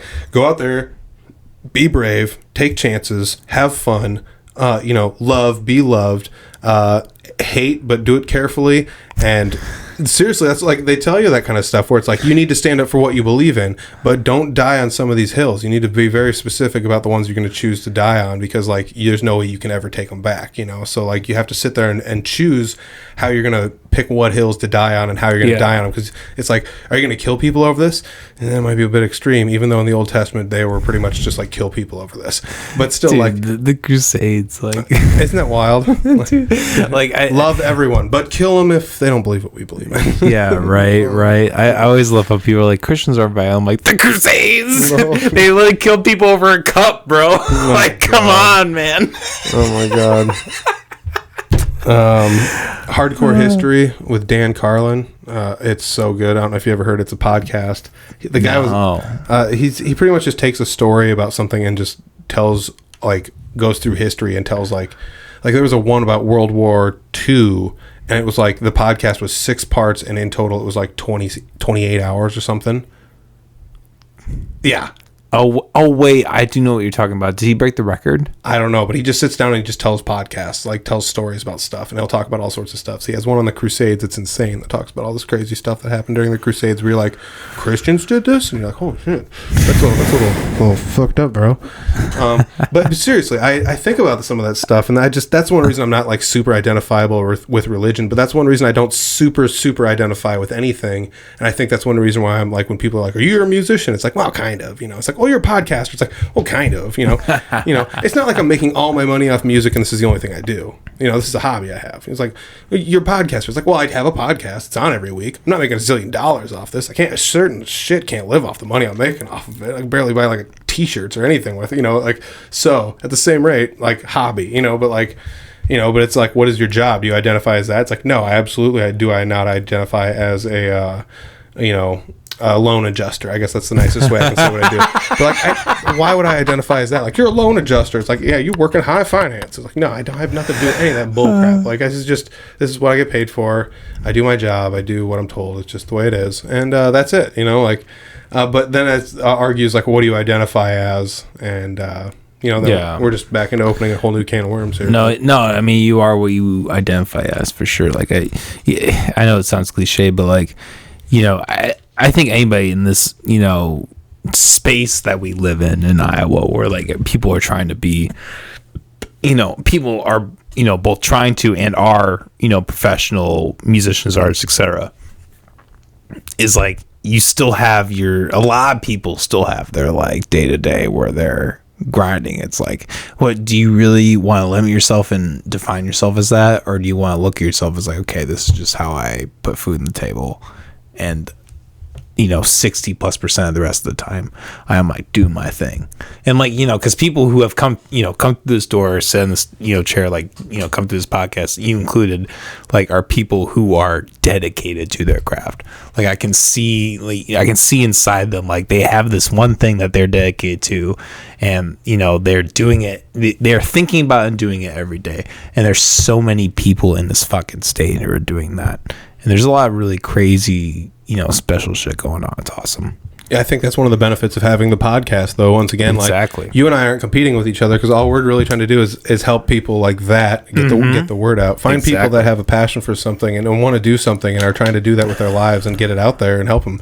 Yeah, we have the same goals in that sense, I feel like. Yeah, just and not only that, but help people get to know them. Like you said, like some of these rappers and hip hop artists you bring on here, it's like these people might seem intimidating if the only interaction you ever have with them is like their social media and what they present. Like, oh, I was at this rap concert. Rappers are hard people. This guy's music's tough. He's but then you just listen to the podcast, you're like, this guy's a human being. This guy's a real person. Seems approachable. I could actually talk to him at the next show, and then you have deeper interaction with your fan base and things like that too. That's what we're doing. Even if it's a small level, even if it's like 20 people really take that to heart, and then at the next show only 2 of those people are there, that's still 2 more people that are going to talk to this artist and make them feel better about themselves at the end of the day, based on just possibly listening to your podcast. Yeah, that's the thing. Like, I don't know if it's just how I've been as a person, or was raised, or having that like law background, or just the people I've hung out with, but like I've never really felt intimidated by like the rappers that have come through here. Like, like, obviously there are people that like you kind of can, sometimes you can kind of sense like, okay, there's some real like shady shit going on here. I'm not gonna fuck with these people. But I would say a majority of the people who are in this scene rapping, like, they're really just harmless. They're they're whatever level of crime that they're committed, it's usually just selling some flour or whatever, and they're just like, they got their Glock that they have in a video, but like that's it. And like a hot hip hop especially is like, it's a popularity contest. It's a facade. And I think if you like really kind of remove yourself and kind of step back from that a little bit, and kind of honestly just treat these people like you would treat anybody else, I think that's what it comes down to. Yeah. I think that's how I've, not that it's ever got to a point here where it's escalated to a point where like I'm afraid for my life or anything, but like I don't think that could ever happen here. Yeah, there's no East Coast West Coast beef going on here. Yeah. I haven't met anyone yet who's like, I want to kill Coleman from the Cal Stars podcast. It could happen. Who knows? Friggin' hope not. I have had detractors from my podcast, but it was like old school. It was like way back in the day, and I don't know why. Like, you'd interview somebody, and somebody would be like, I don't like this guy, and they would just start shitting on you and like 1-starring everything you do just based because they don't like one of your guests, and it's like, okay, like, dude, that shit makes me laugh. I was so butthurt about it at first, and it's like, yeah, it comes back to like somebody's got this much energy and time to do this shit, and that comes right back down to most of the stuff I see online where people are just like, oh, look, my opinion is this, and I'm like, don't care. Like, dude, that is by far the most entertaining part of being a TikTok creator is like just watching the comments, posting like Rick Stewart talk about minimum wage, and just watching like 500 people be like, oh, this guy's fucked up, people ain't worth this much. I'm just sitting there just laughing my ass off. Yep. It's like going back to this like Kanye shit, like when he was going on Lex Friedman, like on the Lex Friedman podcast for like an hour and a half talking about the Jews. Like, I wasn't sitting there shocked. I was sitting there laughing my ass off because I was like, this is fucking ridiculous that someone actually thinks like this. You know what I mean? You got to be able to take things with like, like you've said, like a grain of salt, like just being able to take it like, yeah, this crazy shit's happening, whatever. like Kanye is going crazy, but like at the end of the day, that is my life. Yeah, and that comes also back to what I said with like you need freedom of speech. So if some fucking loony out there like Kanye is saying shit like that, there's going to be people like me that are just like, this guy's not getting one goddamn dime of my money and not 1 second of my attention. You know, because that's how he's going to act, and like I want those people out there acting like that, so I can just be like, just because it's my choice, it doesn't have to be anybody else's choice. You like him, that's cool. If you think what he's saying is entertaining, you want to go buy his records and stuff, or you like his music and you're just going to ignore the rest of it, fine by me. That does not bother me one bit on this side or that side, but it just helps me choose, like, I'm not going to have anything to do with this person, you know? And that's why our friendship ends here, man. Dude, I was listening to Kanye yesterday. I went shit, man. I fucking put 10 of his songs as cute. I was just like, nah, nah, nah, nah. Wait till I get my money right. I'll tell you what, this is just where I'm like 1,000-year-old person, because it's just like, I'm just one of those people that's just like, yeah, anything by like, you know, Dr. Dre or anything from that like tree, that's amazing. Anything other than that's stupid, you know, like, and that's just me being like, I like the old school stuff because I'm 1,000 years old and this is what I grew up on, and you know, if it ain't Dr. Dre the Chronic, you can suck it, you know, like nobody's ever made good rap before, during, ever, or since, you know, and I don't know. And that's the other thing that like maddens me about this is like, guess what? I got marketed to and I bought into something, and then that's like the only avenue I ever chose. So I've like tried to look into it deeper, where it's like, for a while I got into like SoundCloud rappers, and I'm like, why the hell are these people famous? And like, who gives a shit about some of these people? And you start to figure out like what their music's kind of like and what they're kind of about and stuff like that. I didn't know everybody on SoundCloud was so fucking depressed. Jesus Christ. Holy cow. Like the benzodiazepines. Dude, just fucking the kids up, man. Dude, I will have to say, like, in a macro sense, from like what the media shows you, the world might seem like a shitty place now, but it's so much easier to go about your daily life now than it ever was like before. And like, kids are just like, my Netflix won't work, I'm gonna take a Xanny, and it's like, Jesus Christ, like, Christ on sale, dude. Like when I was growing up, I got like depressed because like, if I take a crap, it's like, I've read this Febreze bottle 48 times. There's nothing else to read within arm's reach, and I'm tired of reading this fucking thing. Like, oh, cool, no CFC is amazing. Like, it's amazing. I probably shouldn't spray this into a towel and huff it. Okay, cool. You know, call a poison control center if I get this in my eyes. Don't keep this around the birds. You know, like, oh, wait, did I actually read this 40 times while taking a crap before cell phones were famous with internet? Yes, I did. This is what happened. But, like, there's so many kids that are just so sad about some of the dumbest stuff ever. Yeah. You know, and, it's sad. It's probably still better for you than Xanax. Huffing. Probably. I didn't say I huffed it. Jesus. No, I'm kidding. But still, yeah. So I don't know. Like I try to like get out of my zone and try to like look at stuff like that I don't necessarily enjoy as I get older, and like, you know, reanalyze it once again, like with rap and things like that. But it's just, it sucks because as you get older, you identify with things less and less and less, and that's like, I'm sorry, I don't identify with, you know, like you know, somebody unfriending you on your PlayStation 5 account so you can no longer Call of Duty against them because they're mad at, you know, because you had sex with their girlfriend or some shit. Like, whatever the hell the problems are that kids have nowadays, I do not identify with them. And people are like, when I went to college, it was like a big deal when people were just like, our Snap streak was broken because you didn't send me a picture yesterday. And it's like, oh, I'm sorry, am I supposed to give a shit about this? Like, I'm sorry, I don't care. But like, at the same time, to them, it's a huge deal, and it's just one of those generational things where like 10 years separates us, and this is what's important to you versus what was important to me. Granted, like, what was important to me was like, when I was their age, was basically just like vanity. So it's like, well, is that any better? I don't know. But well, I'll say this, despite whatever generation or age difference there is, if someone's doing that, fuck that person. I'm mad at you because our Snap streak ended. If you were mad at somebody for that reason, go fuck yourself. I'm making that public statement. Oh my gosh. You're in my own podcast. Yeah. I mean, it's a thing, but I don't know. The world's weird right now. Everyone's offended for like the wrong reasons, and everyone's mad about the stupidest shit. And we're all actually just blindly missing like the big picture here. Like you've had politicians on here recently. Like quit electing one politician thinking one politician is going to solve all the problems. You need to go out there and vote for all the politicians that you can that are in your districts that you're able to vote for, and vote for them correctly to get your opinions out there and heard in the way you want them heard. Because I'm tired of people just being like, I voted this president in, and now everything's going to be okay. And it's like, that's not how this shit works. There's supposed to be checks checks and balances, and like we're like letting executive orders go through that are like eliminating checks and balances, which is like the scariest thing in the world, where it's like, oh, you can actually vote in a president that can just be like, this is the way things are now. And it's like, holy shit, that can happen now? That was never a thing. That was never supposed to be a thing. Nobody ever used to run on the platform of, I'm changing everything because I get to. And now that's a thing. You know, and that's literally what Kim Reynolds is. That's why I cannot stand Kim Reynolds. She literally is just like... dude, Kim Reynolds dropped the ball on everything. Like, honestly, like... I would say like everything that was put in place that had to keep the world functioning, she's been doing an okay job at just making sure nothing's burning down. But when it's just like, here's a new problem that's happened, she's just like, put up the blinders. Who wants a drink? That's bingo. That's pretty much her response. Like, yeah, I got the black velvet right here. COVID's gonna shut down all these small businesses. Let them sell liquor drinks out the side door. Like, bro, literally people drinking and driving. But if you have a joint, if you have an open glass of alcohol, you're fine. But if you have a joint, you're going to jail. Going to prison. Probably. Prison. Yeah. Well, I don't know about prison. Depends on how much you got. If it's just a joint, you're probably just going to jail. It's still wild though. There's actually a pretty good chance that the cop will just take it and be like, go.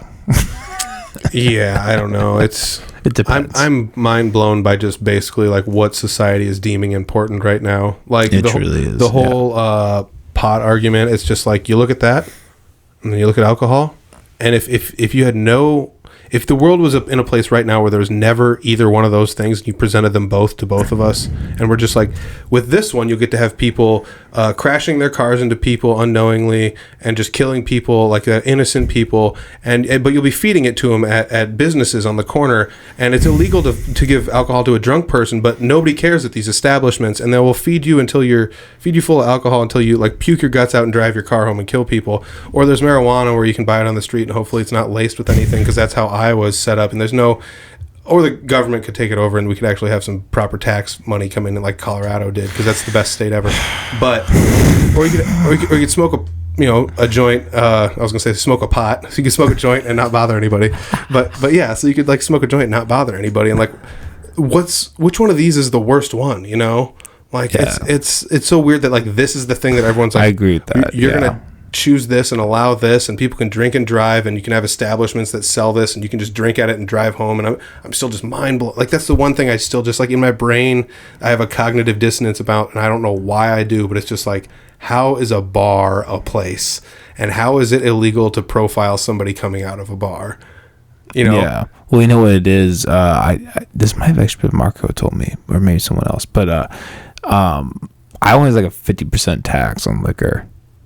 So that's why they like have all these like fucking kind of loose, because they make so much fucking money off it, bro.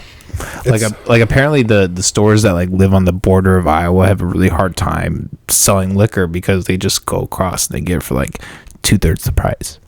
It's so fucked up. Half the price, you know. But it just blows my mind. It's like, so you can have this place where you're like, nobody's supposed to drink and drive, right? It's like, yeah, but there's this place you can drive to and then get all the drunk you want and then come home. But you're technically not supposed to sell alcohol to drunk people, but you can here. It's like, why can't you here? Well, you're not supposed to, but nobody's in here policing it, you know? So like, you exactly. So, okay, so you get this place that everybody knows you're getting drunk at and driving away from, but it's illegal for police to sit outside and find people stumbling out and pull them over. That's technically illegal because you're profiling people coming out of a bar, which is like technically a thing. The fuck is that all about too, though? Like, I mean, if you're doing that, find something better to do with your life, but at the same time, like, the person that's getting wasted and driving home needs to find something better to do with their life too. We can argue the points on both sides, but still, it's just like trying to keep people safe, you know, like it's just mind blowing. And it comes right back to like, but you're going to find somebody that, you know, drove down to XYZ street over yonder to get a bag of weed, and then they're going to pull them over on the way home and send them to jail forever, when all they want to do is just smoke a bowl and not bother anyone while playing Call of Duty or whatever the hell they're having going on their life. Being at home where they're not. Yeah, I agree, man. The hypocrisy is just out of control. It's messed up. And the only thing is, like, you need to find a way to tax it. You need to find a way to like monetize it in the same fashion that alcohol is monetized, and do it in the same way that Colorado did it, because there's so many other states that have done it and with no success, when Colorado was like basically the state that did it with the most success, to the point where they had so much money left over that they had to sit down and like governmentally vote on whether or not they could actually take this money out, and there was like lawmakers and lawyers involved. Like, I don't know if you can take this money out of here because it's written in here that it's supposed to stay in this fund for this purpose. Yeah. So you look at the flip side though, like a lot of families in California that like had black market weed businesses like lost their businesses and lost their entire livelihood because they had to pay these taxes. That's true, but also like you end up with a situation where it's like we're talking California, they take that away because California just fucked everything up because they're fucking. How do you go bankrupt as a state, for Christ's sake? Yeah, that's fair. Bad example. Okay.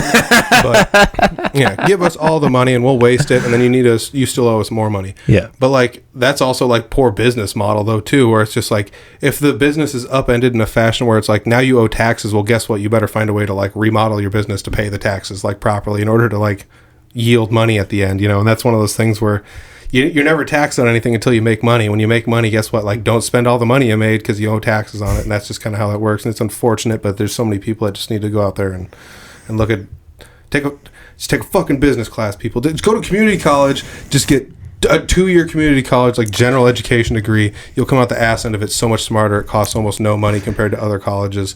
Just please just do it. Yeah. It's so much. Educate yourselves. Like, I don't know. I'm sorry. I'm just like no, you're fine. Man. I get really worked up about that kind of stuff. Maybe an econ community college class will drive me away from libertarianism. No, and the free market. No, the free market is a thing, and it's totally a thing. But it also comes back to like you need to find a way to make sure that this isn't some people at the top fucking over everyone else.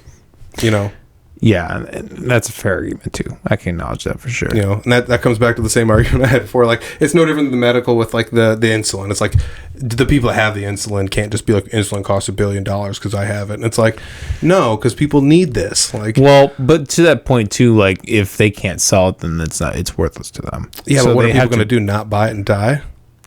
I mean, that could potentially happen. Yes, but eventually, I mean, they're going to need to sell it.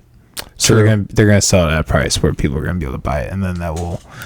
Yes, but that's the thing I didn't agree with. I guess economics was like if you have supply and demand versus price pointing and all this other stuff, it basically tells you to like make just less than you need and then charge just more than it's worth in order to find the correct price point for the population, because then you will have constant demand. It keeps the demand in check is what it is. While making sure the supply does not oversaturate.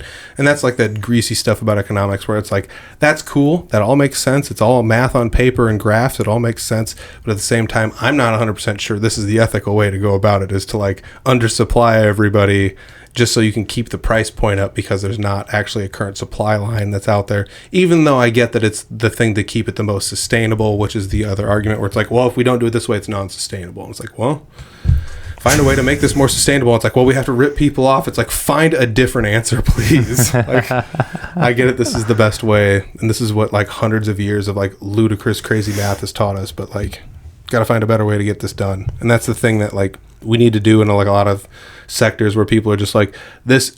That's why I don't agree with like, this is incorrect, burn it to the ground. It's like, no, this is incorrect. Let's find a way to fix it. And if we can't fix it, let's find a new vehicle to get us from point A to point B. Yeah, that's definitely a fair argument, man. Peter, we've been going for about 2 hours, and I got to take a mad piss. All right. So I think we're gonna wrap this up. What do you want to plug? Obviously, Audible Farm Podcast. If you're not listening to that shit, get the fuck out of here. Yeah, man. I don't even want to fuck with you. This guy's the OG. I fucking love him. Anything else? Anything else you want to plug? audiblefarm.com, check it out. Got the Patreon $1 a month Audible Farm shop. That's shop.audiblefarm.com. Otherwise, Three Finger Betty, that's at Three Finger Betty on all social media. There's I play guitar with Jesse Wilson. Check him out, Jesse Wilson Music. I play guitar with Clint Riedel Music. And that's pretty much it. Go listen to the old episodes. There's a lot of really good guests in like the last 20 or 30 episodes that I've just been loving. So go listen to the old episodes of McAllister Hours. Trust me, it's worth it.